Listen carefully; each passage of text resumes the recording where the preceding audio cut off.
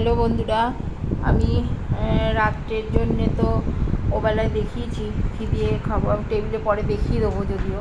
আর আমি এই যে এটা চালের চাল ভিজিয়ে রেখেছিলাম মানে দুপুরে ভিজিয়ে রেখেছি, এটাকে আমি বেটে নিয়েছি সন্ধেবেলা। আর ঠিক এই বাটিটার যতটা এই ময়দা আছে এই এতটাই চাল দিয়ে ভিজিয়ে রেখেছিলাম, বেশ এক বাটি মতন হয়ে গেছিলো। এটা ভালো করে বেটে নিচে একটু নুন দিয়ে, আর এতটাই আমি ময়দা দেবো। তোমরা আটা দিয়েও করতে পারো, আটা দিয়েও করতে পারো। আর জল তো তোমার যতটা লাগবে, নুন আন্দাজ মতন দেবে, এইগুলো তো বলার বিষয় না। তো এইগুলো দিয়ে আমি ভালো করে এই করে নেবো জল মোটামুটি।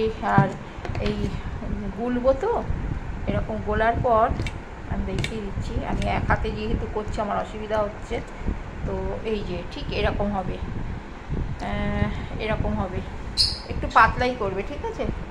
এই যে সরু চাকলি করে না, ওরকম টাইপের। বাই বন্ধুরা।